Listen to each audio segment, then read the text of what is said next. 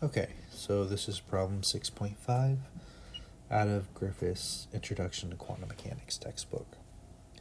Before I start, if you'd like more of these videos, please like and subscribe.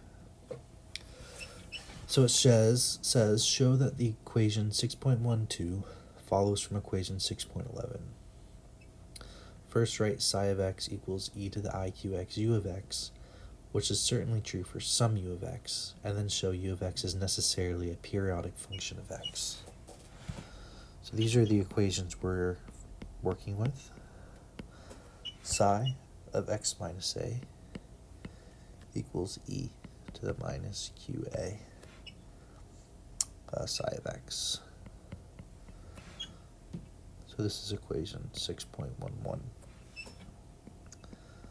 Psi of x equals e to the iqx u of x. This is equation 6.12, both out of Griffiths. Okay. So the first thing I'm going to do is have our translation operator act on both sides of equation 6.12.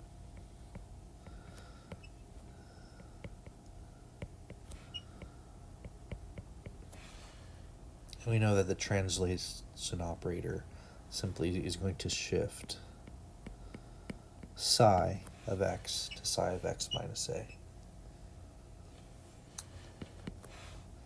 Likewise, in our exponential, we have e to the iq times x minus a.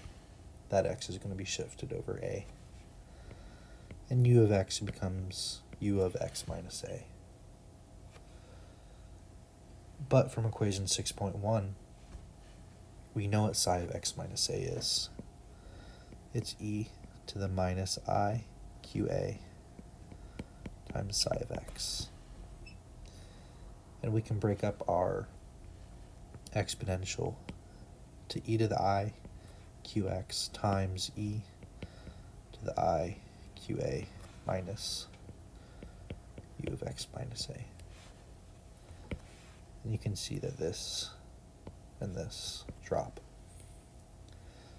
And from 6.12, we know that psi of x, the only term remaining on the left-hand side, is e to the I qx u of x equals e to the I qx u of x minus a. And once again, this is just 1.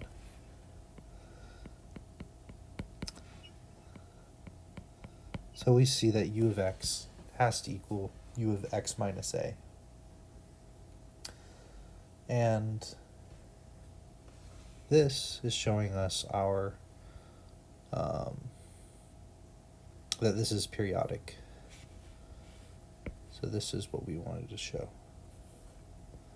The u of x is necessarily a periodic function of x.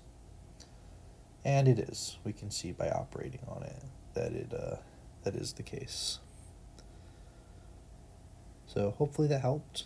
If you liked the video, please give it a thumbs up and subscribe.